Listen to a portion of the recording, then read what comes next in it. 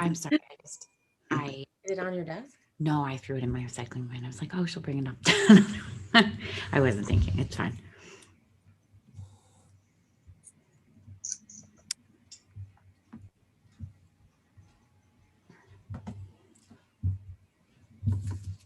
Rhett, are you joining by phone?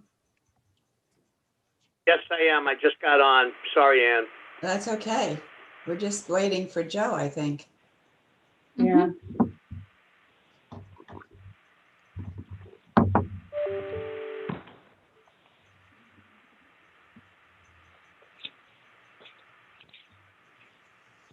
Can you see us okay? I know a while ago we were sitting too far away. This is a good distance. Yes, it's fine. Yes, you were much too far away. It looked like a head, but Oh, you couldn't really quite make it out.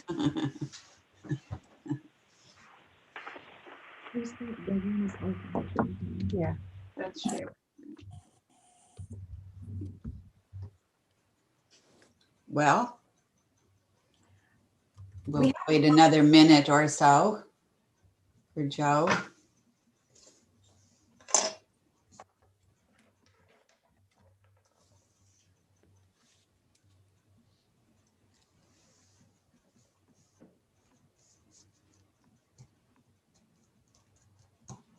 That one hurt, huh?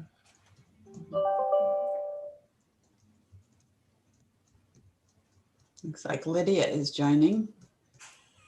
Here I am. Hi, Lydia. Hi, how are you? Good. Good. How's Hilton? Good. We got about 8 inches of snow. Yes, I bet you got more than a lot of the rest of us. Yeah, I think so. Yeah, but it's already cleaned out. We're good. Life goes on. Yeah, right. Exactly. In Rochester, it doesn't take but a few minutes, and they're ready to go.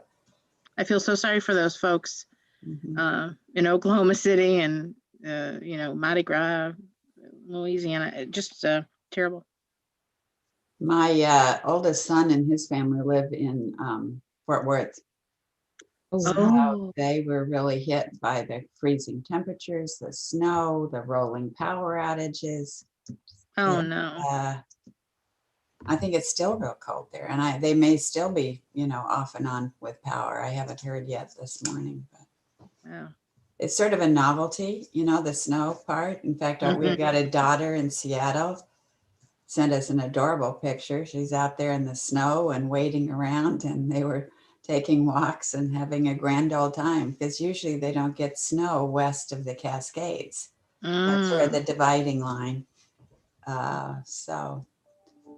Well, maybe we should go ahead and get started. I think we have a quorum, so I'll call the meeting to order. And I guess we won't do the Pledge of Allegiance because we don't have a flag nearby. But I'll ask for approval of the minutes from our agency meeting of January 19th. Is there a motion? I'll make a motion. Thank you, Lisa. Is there a second? Second, Rhett. Seconded by Rhett. Any additions or corrections? Hearing none, all those in favor say aye. Aye. Aye. Opposed? Okay, motion carries. Kevin Loki, you're up to bat with our local labor monitoring report. All right, good afternoon. So afternoon. I've got the January 2021 report. Obviously, this covers our visits between the 1st and 31st of January. During this period, made 53 monthly site visits. We made 3 follow-up visits during that period. We checked with residency of 355 workers. We had 6 non-compliant, 5 of which had no proof of residence, 1 of which was out of area. As of January 31st, 2021, all monitored sites were in compliance. At the time of our inspection, we had 7 new COMIDA signs delivered. Clarkson Renewables LLC, Mendon Renewables LLC, 19 Cambridge Street LLC, 291 South Plymouth LLC, Galena Development Corp., Lefroy Development LLC, and FCP Driving Park LLC. It's a lot of stuff.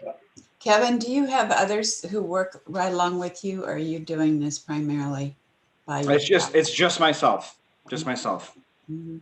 You did and do cover a lot of territory for sure. Yep, there's a lot going on. Luckily, the construction industry has not necessarily ceased during this whole period. Mhm. So it's been pretty busy. Okay. Any questions for Kevin? Kevin, for those 5 workers that were no ID, when you returned, did they have proper ID and actually did Yes. live in the area? Yep, it was all actually at the Galena Development Corp., which is the former Xerox Tower downtown. It was my first visit. They had a lot of activity spread out around 6 different floors that were active. A lot of guys didn't have stuff on them, or their stuff was in their truck and their truck was parked across the street, or, it's a complicated area. So I made sure they brought in everything the next day and they were able to send that all to me and everyone was compliant. Great. Thank you. You're welcome. Any other questions for Kevin? Okay. Okay. Have a nice All day. right. Thank you very much, Kevin. Bye-bye. There were no local labor exemptions this month, so we'll move right on to the financial report. Greg. Thanks, Ann. Good afternoon, everyone. Off to a great start to the year. Piggyback on what Kevin has said, in terms of busy. You can see from our January financials, obviously the balance sheet continues to remain strong even after a little bit of a down year compared to the prior performances. But again, cash and balance sheet continues to remain strong. And the biggest thing really to focus on for January is the revenue generated, right? And we've been talking for months about, hey, it's starting to turn. We start to see it turn a little bit. We start to see the momentum kind of shifting here, and you see it, right? The January revenue of almost $1 million represents almost 50% of our total revenue for the year. So, and that's a few different things going on there, right? There's obviously just the pent up demand, COVID, the delays are starting to kind of open back up, right? There are some tax status deadlines for the city. I think it's February 1st, and the town and counties, I believe March 1st. So there are some opportunities to make sure that those get done and closed by then. So they're in the pilot agreements are in effect by the due date. So there's a couple of those deals that got closed in January. And then there's, again, the 2 big deals were the Bausch deal and the Amazon deal that closed in January. And so those kind of all hit at once. And, like I said, there's been a lot of effort on Anna and her team and Rachel. And, it's like the squeaky wheel gets the grease. We're trying to push these companies along to close these deals, but everyone's real busy trying to do that. So, and the result is a pretty great start to the year. And like I said, I think February is also looking like a fairly good month. And so, again, hopefully COVID-ish, we're starting to see things loosen up. And again, the expenses are in line to what anticipated. There's a couple of timing things there, but a real great start to the year. And like I said, thanks to Anna and the team and Rachel and the team to working together and to really get those projects closed and off the books, really. That's quite a revenue variance to start off with. It'll be interesting to see how much of that variance we carry forward, as the new projects come on and they're also booked. But I bet that's probably a record in our history. If you go back far enough, that's an amazing performance on the revenue side in January. I had a question on the program and community development. The budget of $70,833 for the month of January. Is that where the Empower expenses are, and are they spread, about that amount throughout the month? Or throughout the year by month? Yeah, and that's again, we try to estimate the best we can where those expenses are going to be, and we try to look at historical information to help us figure out where they're going to fall. But a lot of it's based on what obviously it's based on the actual expenses. The expenses that we incur are based on what the actual expenses from Empower, but that is generally the estimate on a rolling 12-month basis. Do you know what the total annual is, the budget for MCC? But isn't it around 300,000 or something like in that neighborhood? Yeah, again, that might also represent, there's another program that's, I believe, included in there. I don't have that off the top of my head, but I can get that information to you. Okay, just curious. Yeah. Okay, any questions for Greg on the finance report? All right, thank you, Greg. Thank you. Thank you, Greg. Thank you. Joe Laco has joined us. Welcome, Joe.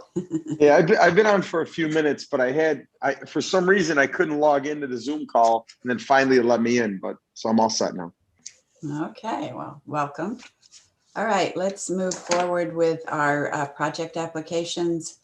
It's a little bit of a shorter agenda today, so no harm, no foul. We're good with that. So Anna, do you want to walk us through Plug Power Inc., please? Yes, thank you, Anne. Plug Power Inc., a leading provider of green hydrogen and zero-emission fuel cell solutions, is proposing to expand in Monroe County to accommodate business growth in the industry by renovating an existing building in the town of Henrietta. The new gigafactory will produce the equipment to make gigawatts, which are amounts of electrical power generation. And Plug Power plans to create 277 FTEs over the next 3 years and invest over $120 million over the next 5 years. The $4.7 million project is seeking a real property tax abatement, mortgage reporting tax, and sales tax exemption. The cost to benefit ratio is 14:1. Okay, great. And do we have Dana O'Connell, the site manager for Rochester operations, on the line? Yes, I'm here. There you are. And we also have Mike Stratton. What is your position, Mike? I'm the facilities manager here. Okay, great. All right, I didn't check to see, had you both joined when Anna was giving the explanation? Yes, we heard it. Background Thank on you. your project. Is there anything you'd like to tell us more about your project? Yeah, just that we're really excited to be here in Rochester. Rochester won out over several other locations, not only in New York State, but in Ohio, as well as in Massachusetts. So we're pretty excited that they're going to do the expansion here in Rochester. A lot of the great work from your team at COMIDA helped us swing the deal to Rochester. We're really excited about bringing the jobs here. These are high-tech, high-paying green jobs. We'll be making green hydrogen from green electricity, and we'll be able to actually bring close to 400 jobs here over the 5-year period. So we're pretty excited about the opportunity. Tell us how we won over Ohio and Massachusetts. I think it's a combination of a couple of factors. One was the COMIDA funding, as well as the ESD funding, but also the long history that Rochester has for innovation, for entrepreneurship, and the GM fuel cell facility that was here. We're able to leverage those resources and suppliers, work very closely with RIT and Alfred University, so we have a really good tie-in with them. So it was really a pretty large group of factors that allowed us to win out here in Rochester.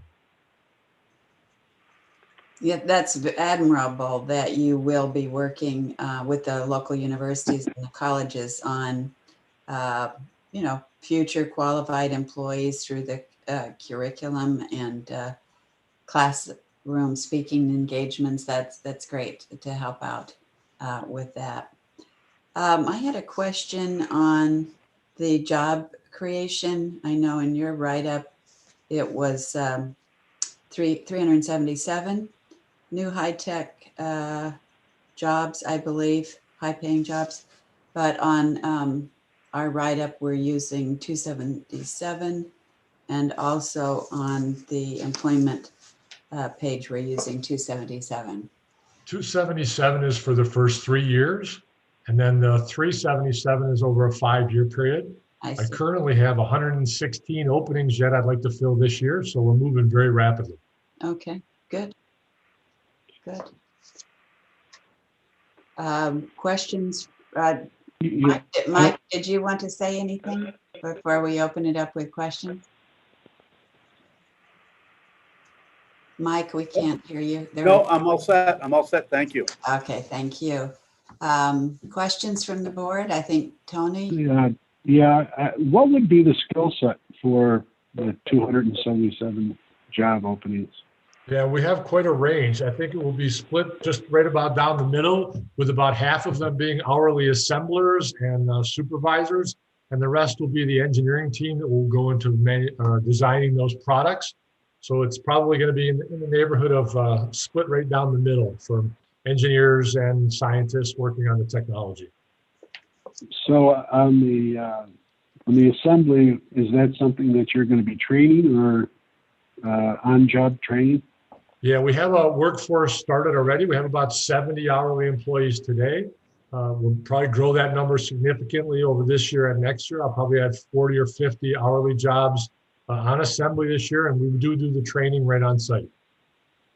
What would be the pay scale yearly, just give or take, for the assembly jobs?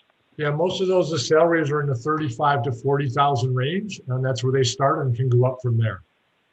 Thank you. Other questions? What type of products are you going to be manufacturing at this facility?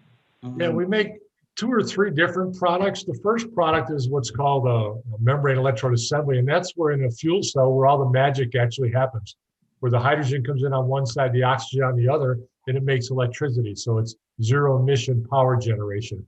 So that's on the one side. That's the MEA, which is what we currently manufacture today. Last year, we made about 2 million of those. This year, we're scheduled to make about 3 million. So that continues to ramp up. So that's one part of it. Then the rest is that membrane electrode assembly requires numerous of them to make power. So you stack them up.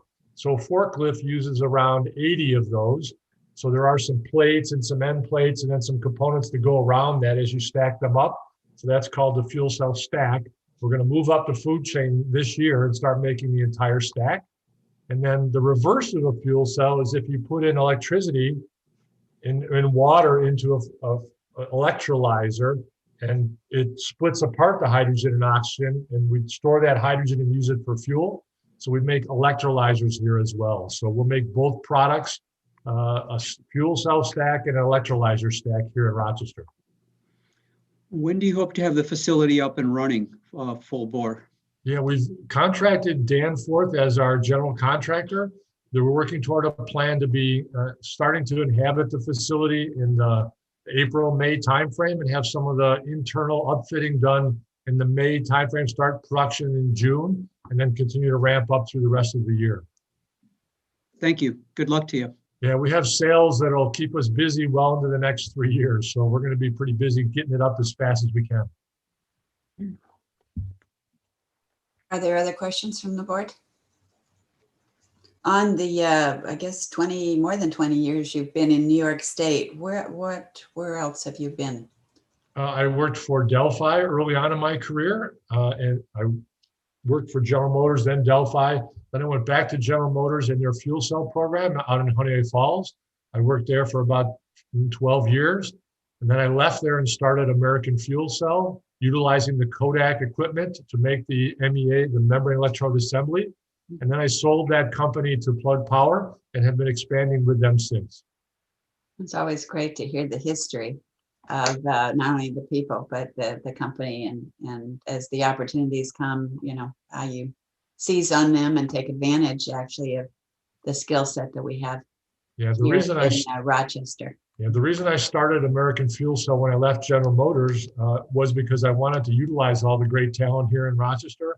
And I wanted to bring those high-tech jobs here and keep them in Rochester. GM pulled all those employees out, and it sort of bothered me since I'm a Rochester native. And I just could not wait to get some of those folks back into fuel cells and really kind of grow that fuel cell industry here in Rochester. Great.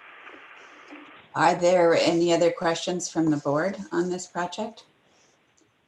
Well, yeah, I have one. Yes, Tony. Say in 3 years, what percentage of fuel cell technology do you think will be adding to the percentage of electricity used in the United States? I think from a backup power perspective, it will be small yet because backup power is a little different. Our focus is on mobility we have about 40,000 forklifts out there in Wegmans facilities, in Home Depot and Amazon. So we have about 40,000 units out there of forklifts. And so that's sort of the mobility. We're moving up. We just signed a deal with Renault to start putting them into delivery vans for Amazon. So I think there's an opportunity on the automotive side going forward. But I think backup power, there's different technologies I think that are effective, solar, wind, and then you could use a fuel cell, but a different technology than what we're doing at Plug Power. Thank you. Other questions? Okay, I'm good, Ann. okay, thank you. I Joe. just did want to say thank you to the COMIDA team. It's been great working with Anna and Lydia and the rest of the group. It's been phenomenal. So thanks for all the help bringing it home to Rochester. Wow, we appreciate your kind remarks, and we do think we have a pretty darn terrific team every day making these projects happen for us, working with folks like yourself. Rachel, there was a public hearing held on February 11th. Any comments at that meeting? The town, I think she's the clerk, Charlene Stefani, asked some clarifying questions about the pilot and the project. The town supervisor attempted to join after we had closed the public hearing, so he did email the group, generally supportive of the project for Henrietta. Okay, thank you. I'll ask Dan some local labor questions. Are you aware of our local labor policy? Yes, I have, and it's 100% supported. We appreciate that too. Do you anticipate any local labor exemptions at this time? There'll probably be a couple. Some of the equipment comes from way out of town and it's very complex. So there might be a couple instances where installation of that equipment comes with the sale of the equipment. One of our big machines is a special vibration layout. So they'll send some of their folks out to do that work. Their millwrights. Other than that, and we plan to use as many local suppliers as we can for that work. Okay, are you aware that any exemptions need to be requested 45 days in advance? Yeah, and so we're putting together that list right away. As soon as we sign the paperwork, we'll have the list of which equipment comes with those out-of-town installers, and we'll provide that. Okay. All right, the seeker process is complete, and we'll now move forward with the reading of the resolution, please. So we're going to leave now. Thank you very much. You can stay. Oh, okay, great. A regular meeting of the County of Monroe Industrial Development Agency was held at the... Of this resolution and subsequent resolutions. There's been a motion to waive the reading of the resolution since we've all read them. They're in our packets. Is there a second? I'll second it. Okay, Joe. Thank you for that. Any additional comments or questions? I'll second it, Joe. Yeah, we got it. Thank you. Any other questions, comments? All right, all those in favor say aye. Aye. Aye. Opposed? Aye. Okay, motion carries. So I'll now ask for the motion for inducement and final resolution approving a real property tax abatement, mortgage recording tax, and sales tax exemptions. May I have a motion, please? So moved. Been moved by Jay, seconded by Lisa. Any questions, changes to that? All right, I'm going to take a roll call vote. Jay? Yes. Tony? Yes. Lisa? Yes. Troy? Yay. Joe? Yes. Rhett? Yay. Thank you. And Ann is a yay, so that's unanimous. Motion carries. Congratulations and good luck to you. Thank you very much. Appreciate it and be in touch. All right. Bye, everybody. Bye-bye. Thank you. Bye-bye. Good luck. Okay, Anna, we'll now move on to WF Elm Ridge LLC, please. Thank you.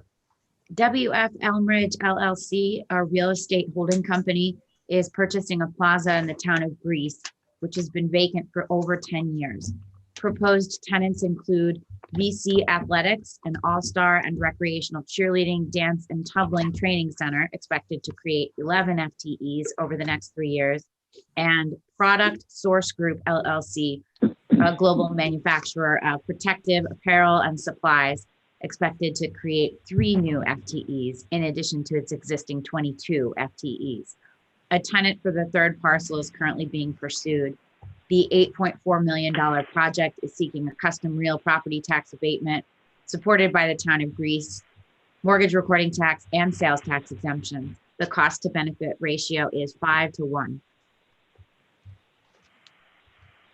Okay, do we have a Mr. Eric Jones on the phone to respond? Oh, I'm sorry, I'm looking at the wrong one. Jay Weckman and Corinne Nichols on with us.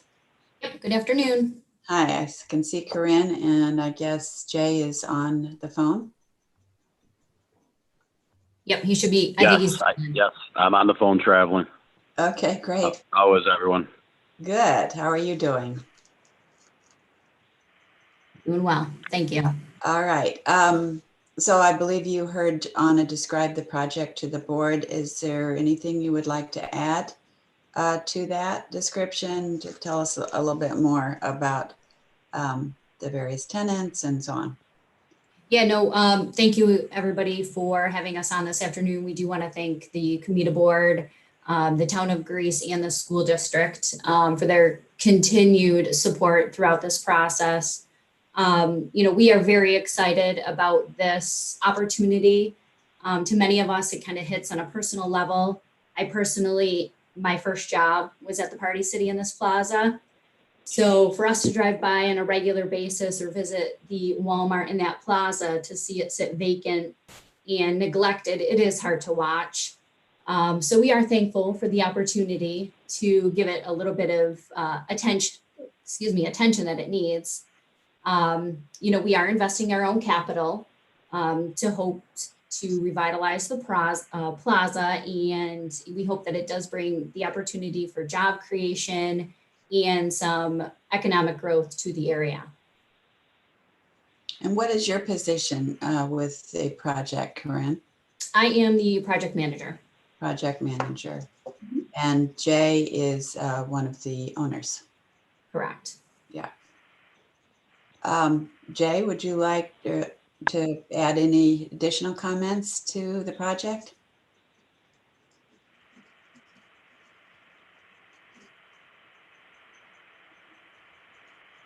Jay? Sorry, and I was on mute.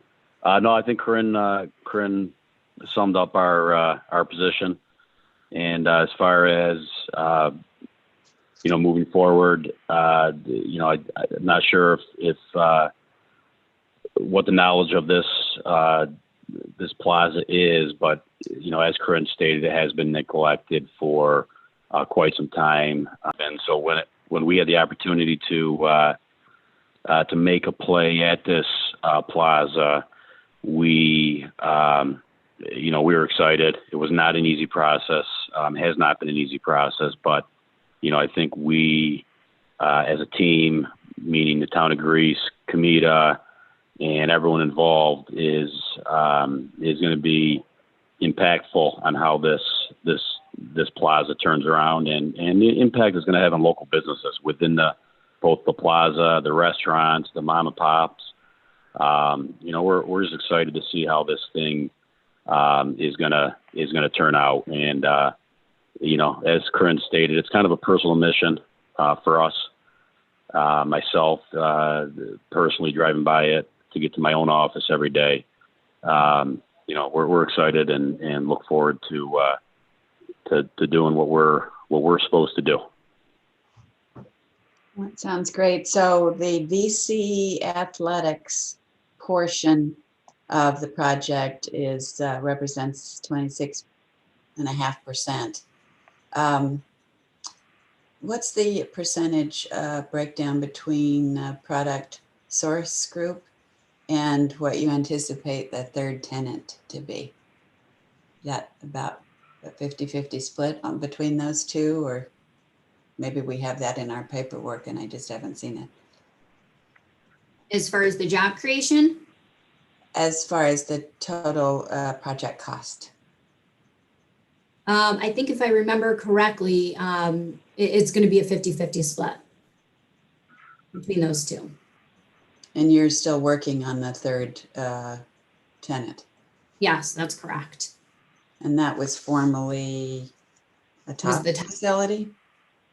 The third parcel is the old Tops grocery store. The first parcel? The first or the second? I'm not sure which one you're referring to as the first, second, or third. The Tops. Okay, the Tops, that would be the third parcel right now.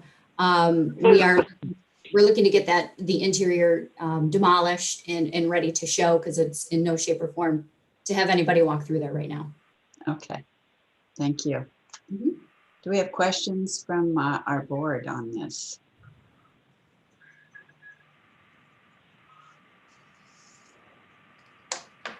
Okay, we'll keep moving then.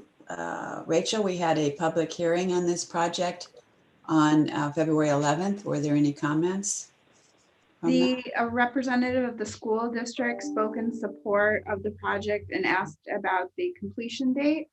The school district later emailed me just to clarify that the property tax abatement would apply to the existing assessed value, which it is being applied to per the request of the town of Greece. Okay. All right. Any other questions or comments?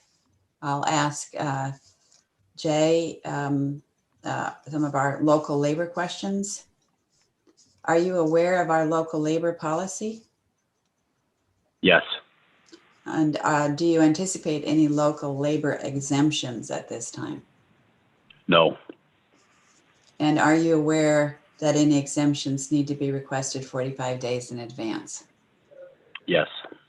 Okay, great. The seeker process is complete. We have waived the reading of the resolution that's in our packets. I'll now ask for a motion for inducement and final resolution approving a custom real property tax abatement, mortgage recording tax, and sales tax exemption. May I have a motion, please? I'll make the motion. It's been moved by Tony. Is there a second? I'll second it. Joe, thank you. It's a second. Any additional comments, questions, abstentions? Hearing none, I'll take a roll call vote. Jay? Yes. Tony? Yes. Lisa? Yes. Troy? Yay. Joe? Yes. Brett? Yay.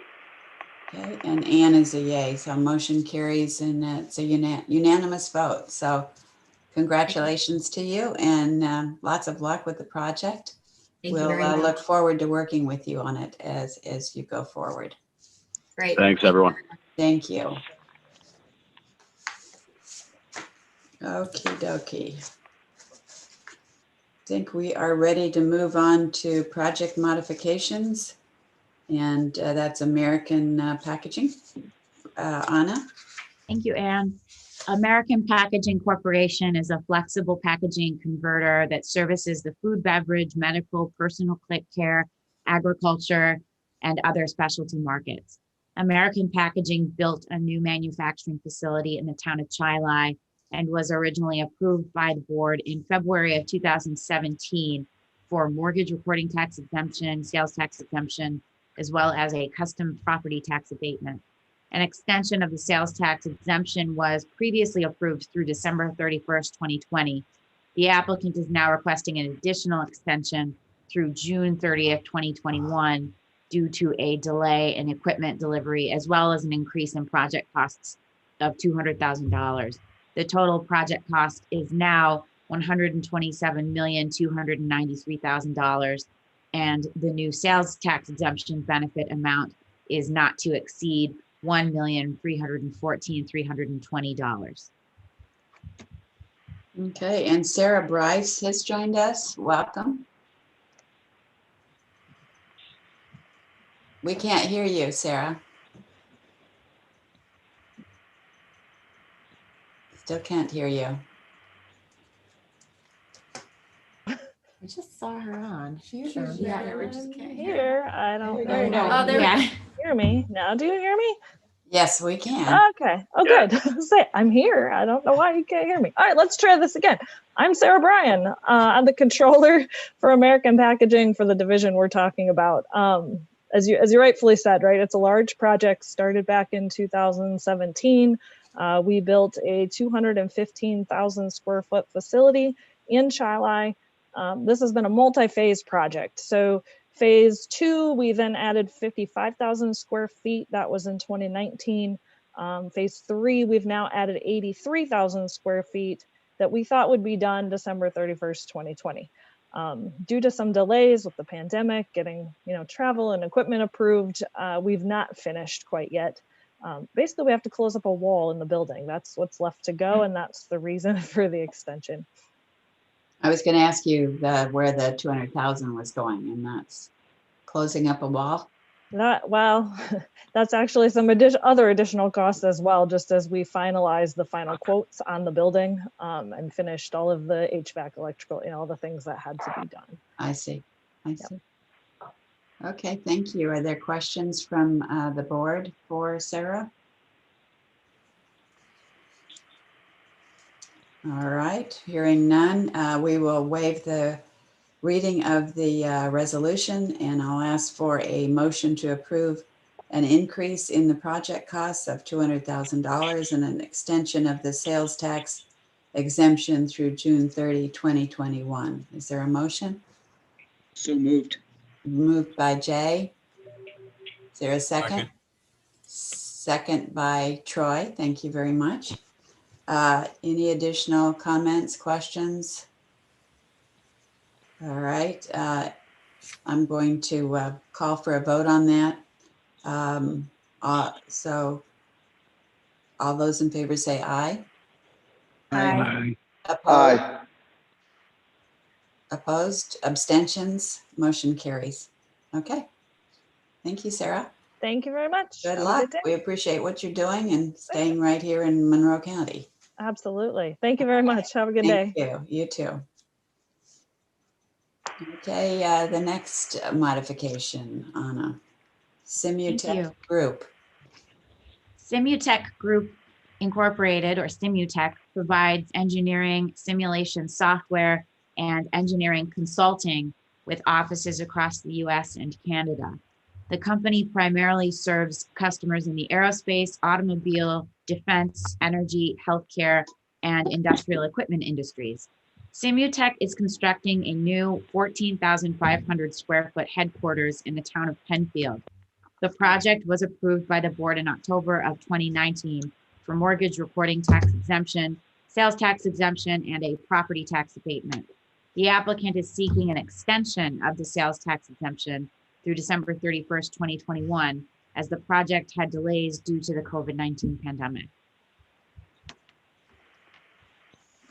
Okay, I don't believe we have anyone representing this project on the line.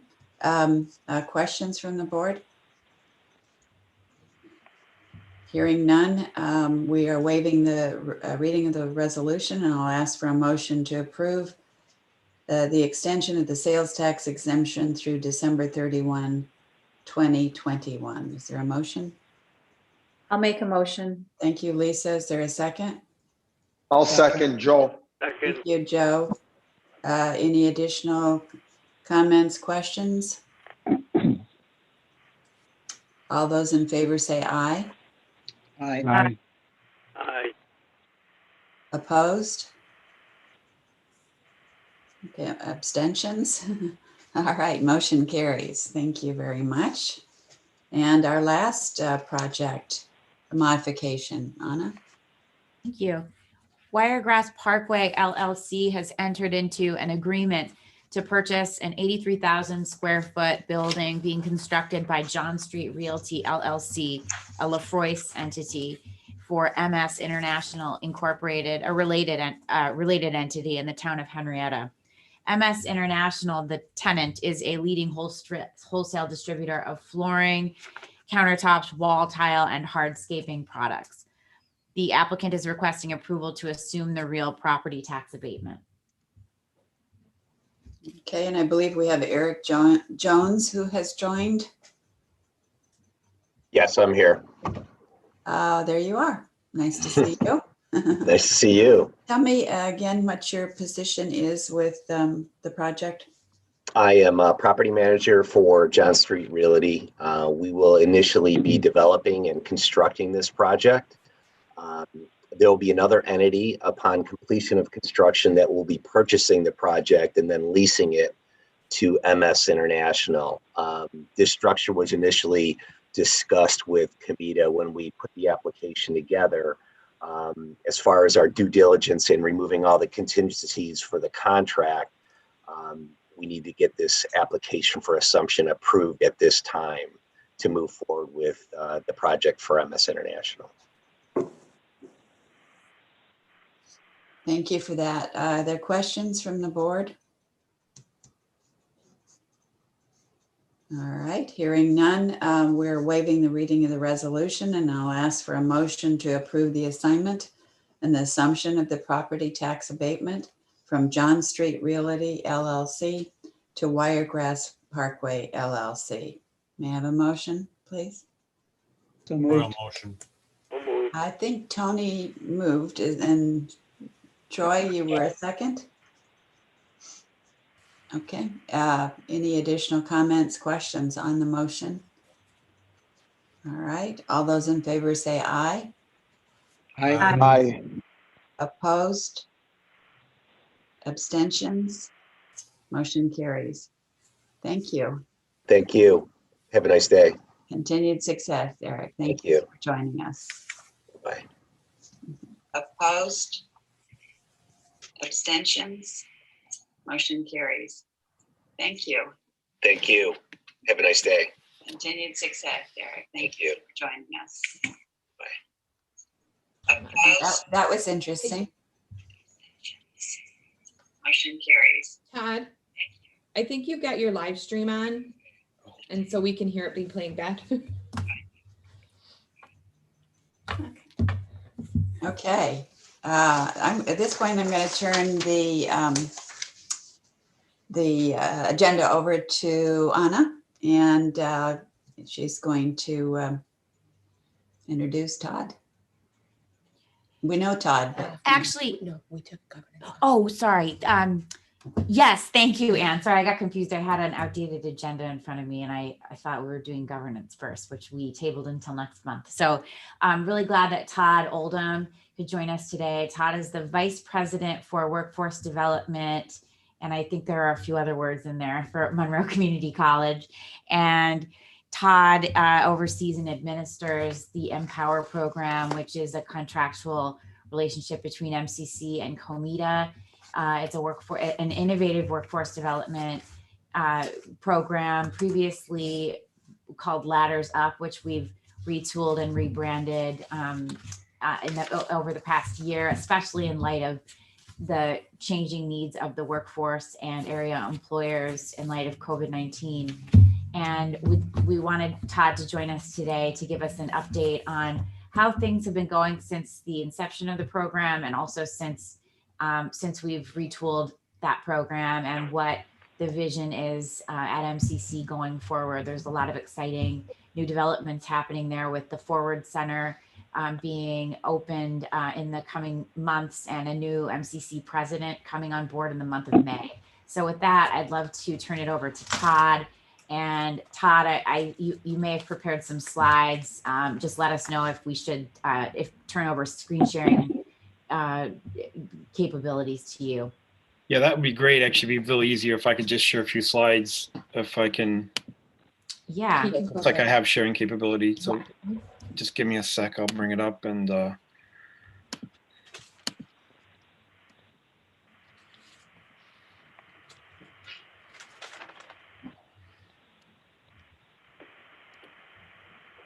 So hopefully you can see my screen. Should see a slide there that says Empower. Well, good afternoon, everybody. As Anna was mentioning, I was just going to here provide an update kind of on where we're at, some of the things that we're seeing in the market with this program, particularly as we ended last year, and where we see some of the opportunities going into this year. Excuse me, and particularly around some of the activities that will be planned around the Ford Center when we take possession of that, probably on track to take possession of it at the end of this calendar year, so in December. But as you know, are probably aware, we're presently in end of a three-year commitment from COMIDA for the current rebranded Empower program. Roughly just under 500,000 per year was the commitment. We have some surplus left because of, with us going into lockdown in March, we weren't able to fully expend the dollars for the second year. And so some of that's carrying forward, but we're in the process of getting our activities up and running, more back on track, given there's a bigger appetite for training that's starting to come back online from businesses.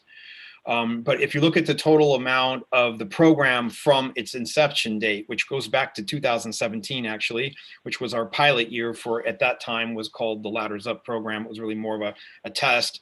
If we take the total time span there to the end of last year, we've come in the total training costs, not inclusive of more than just the subsidization through this program, just a little over $2 million. And that's on about $1 million, a little over $1 million, about $1.1 million of support. So a little about 50%, right, in terms of the match.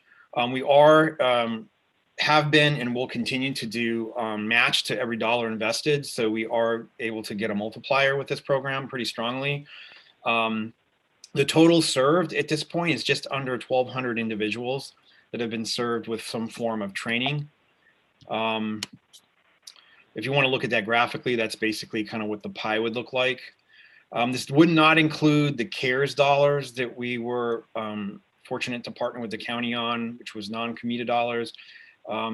That's presently moving forward for more essential worker for healthcare. That would be exclusive or outside of this. Just to look quickly at the types of programs that have been invested in, you can see it's fairly broad. A big focus on healthcare, and I'll talk a little bit more about that in a minute. But we have a lot on advanced manufacturing and various types of other trainings, professionally oriented trainings for project management, HVAC, welding. So it's a pretty broader way of the investments that COMIDA has been able to make through this program. If we look specifically and shift to the last quarter, we like I said, over summer we kind of had a hiatus because of obviously everything that the society was sort of in the community. And the focus has really been on healthcare in the last period of last year, which is the last kind of billing cycle. And so as you can see, CNA, we've done a tremendous amount of CNA. Well over 400 individuals have been trained, and we're, with the CARES funding, we'll be on slate to train another 350, of which several hundred will be geared toward Monroe County Hospital. But we've also had advanced CNA in there because our approach is to create a pathway for individuals so they're not being trained for an area where they'll just stay, but they have the opportunity if they choose to be advanced. We do have an HHA program, one of the only ones in the region that COMIDA has created, and the CNA program in MCC. This has all been created by COMIDA through MCC, as well as a longer term certificate, medical office assisting, and then some incumbent worker training. So we've trained in last quarter, billing quarter, 153 individuals were served. And that's on about a total of just under 200,000, of which Empower was about 155,000. We are running on a 50% match now with corporate training that we switched to when the new administration took over. So it's been a little over a year. But for the self-nominated programs, we're really serving individuals that come from a high profile of poverty, and they're looking at being retrained, and they're employed as part of that process. The Empower subsidization is much higher because the individuals do not have a match that they can come up with. So what we'll typically do is look for other agencies and dollars that we can match against, and we've been doing that. But you'll notice it's not at the percent that you would see with incumbents, which would be about 50%. I just point that out. If you want to look at there's the number breakdown for that 153 by program. Previous slide was dollars. If we look at the incumbent workers that we're able to train, there's been a pretty solid drop off a little bit in this, and that's just due to the fact that companies have not been in a position to train for the most part. That's starting to change.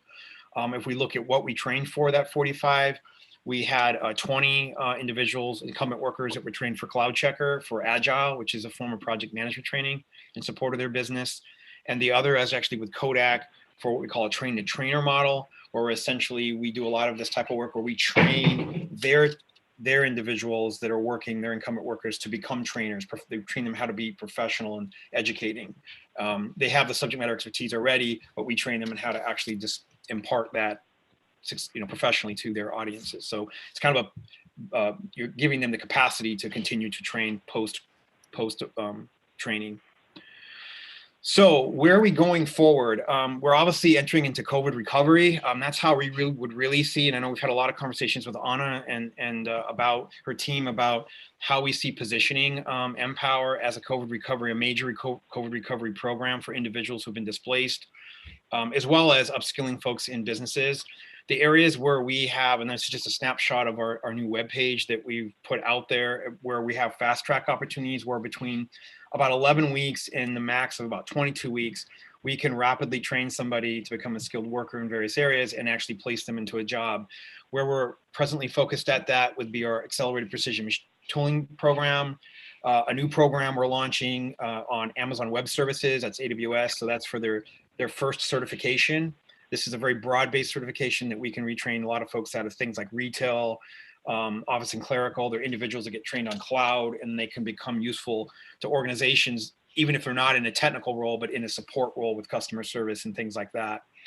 As you already saw, HHA and certified nursing assistant, we continue to have a very strong offering of that and a tremendous need for these workers, particularly now. So we're in the focusing on that. HVAC jumpstarts, we've created a jumpstart model where we take the first semester over a lot of our technical programs, and we offer it with job placement and paid co-op, and then folks are able to be hired as entry-level techs. And so we're doing that in HVAC, and we'll be doing that also in mechatronics, which is a program that's going to be very focused on heavily in the new training center that we're building, the Ford Center. Planned programs, so beyond what we have presently, what we're focused on that is also be involved likely with Empower. We are working on a CNA to LPN option. So these students, these 400 plus students that we've trained with Empower dollars, they now will have an option when we're completed with this to go to the next level, which for us would be LPN. And there's a pretty sizable pay jump there. And it's a really good move for an individual that's looking to continue on that clinical support pathway. A junior programmer, some of you may be aware, there's a lot of interest in creating junior software engineers, junior programmers. You see this emphasis around the country. We are in the process of designing a program that can be offered in a very cost-effective way and be targeted toward diversifying, frankly, a lot of these higher tech occupations that are not diverse at all, but they pay very well. And so that's kind of sort of a recovery mindset, is how can we take folks that have been in very vulnerable positions, and they were vulnerable before COVID. COVID is, really kind of shown the vulnerability further by creating displacement. How do we get them retrained for a different pathway that's very much needed in our economy, and not just focus on getting them another job, if you will. And then lastly, there'll be more IT, healthcare, and manufacturing are really the pillars that we're focused in on at this point. And so there's many more IT certifications around cloud and programming and things of this nature that we want to continue to develop over the next year or so. And I think that presents opportunities for Empower. Just wrapping up then, obviously a big piece of what we're focused in on, and you're hearing a lot more of it in the next several months as we get closer to having an award for the bid and then ultimately construction of this facility, is at the downtown campus, this new 50,000 square foot training space, very much focused on Industry 4.0. industrial Internet of Things and a lot of the automated and smart technologies that are, pervading the industrial landscape, but also focused on skilled trades, linkages to high schools to expose students to these models in early college, high school, and then ultimately, looking at healthcare as well. So that's kind of where we're at. I don't know if there's questions on that, but I'm happy to elaborate further. Yeah, Ted, I have a question. Where are your recruits coming from? So the question was, where was our students coming from? Right. So our students, if it's incumbent worker training, obviously they come from the companies where we're partnering with. But if they're the individual training, we do all types of recruitment. So we work closely with Rochester Works. We work closely with different organizations that we partner with for support services. We also do a lot of our own outreach. We have recruiters that we have in part of the operations that go out and also advertise and we promote. So we try to have a very broad-based recruitment process. Sometimes recruitment can be very difficult, even when you're underwriting the full cost of education. So it's kind of an interesting scenario, but right now recruitment is difficult, surprisingly, overall. We believe that will begin to improve if things tend to open up a little more. Are you working with BOCES at all? We do work with BOCES. We have not as much worked with BOCES on the Empower dollars, but we have a very major project, a large project, about $1.5 million project that we were funded by the Walter C. Wilson Jr. Foundation about 2 years ago. That's all focused on pipeline and getting early college, high schools, so that as they offer their programs, we're looking at how we can give credit for those and even have in dual enrollment, because they lead in the line into a lot of these programs that we offer at the post-secondary level. So we do work with BOCES, and there's a lot of opportunity going forward, I think, to have more alignment. And that's our goal, is to have the career and technical education system, starting with BOCES to the community college, should be an extension of each other rather than being separate. I agree. Have you seen a lot of recruits coming out of BOCES? We have. I don't at the top of my head in terms of numbers. I mean, we've had. So I can't give you numbers actually, because the report we just issued to the Wilson Foundation. So we were funded to have about 231 unique participants in this kind of connection across, the programs we have at our Applied Technology Center. So it'd be machining, HVAC, some welding, things of this nature. And we have HVAC, absolutely. 630 individuals that we've touched at some point so far. So we're ahead of schedule on that. But the goal with this is not just the touch, it's to actually have substantive accumulation of credit. So we really are looking at targeting 9 credits to as much as 12 credits, almost, part of a first semester's or first full semester's equivalency, so that we give them kind of a jump start on that first year of college aligned to what they've been studying. That's the goal we're working on. And so we have a couple more years left on that project. But yeah, definitely. We work very closely with Omoco and Spencer, and also Dan White's operation in BOCES at Fort Fairport. Oh, great. Nice to hear that. Hey, Todd, do you have any data on placement for those individuals that came through, both initial placement and then how many folks were still employed in their industry, say 6 or 12 months later, some appropriate time frame? We do. And I can provide you that probably. I mean, I can speak the area I can speak the most. I guess profoundly on would be the healthcare program. So those have regularly, we kind of refer them as a 95% club, because we've typically averaged, and sometimes it's 100%, but of a cohort going through that program, 95% are retained, complete, and then get licensure, which means then they're placed, right? So those are pretty high, and most of these programs, that part of it's going to be very high. In terms of the retention post completion in the market, I don't have that specific to Empower, but I can get it. We track it actually on a broader base way, and we actually, because we can track students via social security numbers through the Department of Labor. We have a relationship with them. So we can see what those cohorts are, multiple tax years out, what they're making at the median. That's how we typically look at it. So I can pull that together and maybe plan on providing that to the board through Anna, if that's of interest.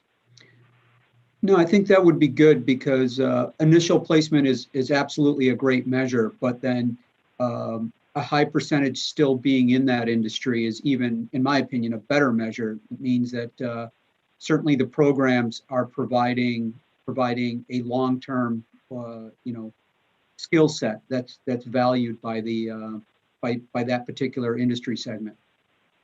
No, I agree. It's our goal to be able to track that, and we have been. So I'll be happy to get that for you, and and try to break it down by genre of field.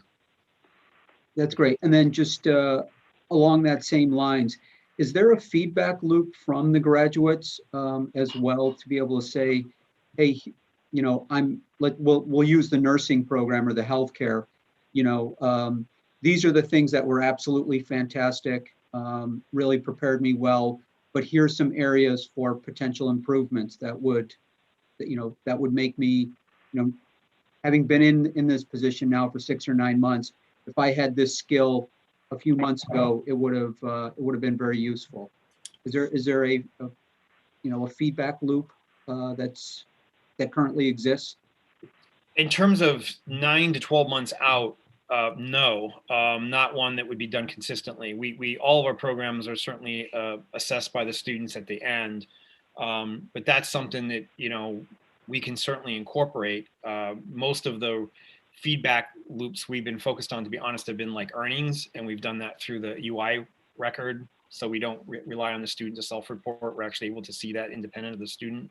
But I don't see us having right now a systematic way of doing that. It's a good, very good suggestion, and something that we can look at designing going forward. Great, thank you. Yep. You could have a Facebook page. We actually do have a Facebook page, and all those pieces. So, perhaps maybe that's a piece of it. I would probably pull our marketing team, who actually is listening to this right now, so I'm sure they're taking notes. So. Hey, Todd, Troy Milne, I just want to say we appreciate all your hard work in getting these combinations with all the entities, especially with the skilled trades. I did have one observation on one of your slides that might cause some confusion with some of the HVAC and the welding program. Okay. AWS and the welding is American Welding Society. I just don't want to see somebody going through a brochure hitting AWS and going to Amazon instead of the Arc and Flame is all. So very good point. You're very right about that. Those are two different acronyms, and depending on who you're talking to, they will interpret that very differently. So we'll make sure that we spell that out. Keep it up, Todd. We appreciate you. We really I just would like to just express the thanks for the college. I'm not sure it's always evident, but in terms of the power of this, the numbers are strong. Obviously, I think that's fairly clear, but if you contextualize this for a lot of this programming is very fluid, it's very flexible, and it's also allowing non-credit programs, which will increasingly lead to credit, and they align to it, but it allows us to have funding to be able to serve the clientele and the residents with this type of programming. Federal financial aid does not allow us to do this presently, unfortunately. And perhaps that might change maybe in the current federal administration, but this is really unique. The only other way we could do this would be rely on SUNY dollars, which come through, which are, is not looking very promising going forward. And it's a very small amount of money relative to this. So I think what this program has really done for myself, and I've used this at some of the national groups that we're a part of, to say we know what things like short-term Pell and other types of financial aid models would do, because we have one that we've been able to create a model in our community with our county's support, and we can see the kind of uptake that you can create when you can remove the barrier of a traditional financial aid model, which is, I'm going to be very honest with you, is very arcane to the needs of the current labor market. So it's really amazing, and I really want to just make sure that you all understand, we really appreciate the support. I think it's very meaningful. And I believe as we move into having this robust new state-of-the-art training center right in downtown, that these types of partnerships are going to be critical for us to be able to do some really amazing things for our community. So that's literally happening because of all of your support, and it would not happen otherwise. So thank you. And I just want to make sure you guys knew that. We do appreciate all that you're doing, Todd, to sort of rebrand, rebuild the program. And your new facility looks terrific. And the fact that it is downtown, so it's easily available by a large percentage of the population, that looks terrific. So we wish you luck with that and continued success. And it looks like we're really addressing the needs of the community in terms of the different types of positions that you're training folks for at this point. That they're the positions that are needed. The nursing assistant program is certainly substantial. I think we started out with that, but on a smaller scale. But there were very high placement rates with that as well. So. Yeah, the programs compare very, very favorably. I'm going to speak very strongly relative to some of the other programs that are in the community in terms of the results. Right.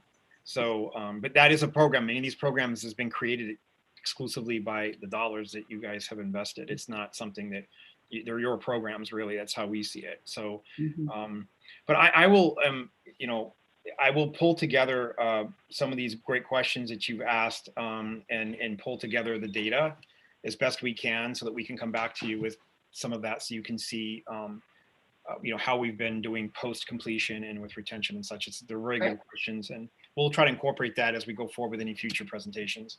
Great, thank you. Thank you. Have a Jay, great day. did you have a question? Anna, did you have other comments on that? Oh, I would just like to echo the gratitude for Todd and his time. This is a great program, and we're glad to partner and hopefully be part of setting a precedent for a national best practice down the road that other communities can replicate. Thank you. Okay, great. Thanks very much, Todd. Anna, do you have any other discussion items? No, I do not at this time, but I will certainly let the board know if anything comes up between now and our next gathering. Okay, and I don't have any other discussion items. Any other business that the board members would like to bring up? No? Okay, our next meeting is our big annual meeting. That means Red and Joe will have been with us almost a whole year, because I think that was their first meeting. And we didn't. Yeah, I think it was. Yeah. We didn't scare you away. But anyway, that's March 16th at noon, and I'm sure probably still be by Zoom. And thanks so much for all that you're doing, both working with all of our project owners, and then all of the time that the board members are volunteering to review these projects and to help really push forward economic development for the county. And great team. It just makes it all happen when we work well together, and you are appreciated. So, all right, I'll adjourn the meeting. Thank you very much. Thank you.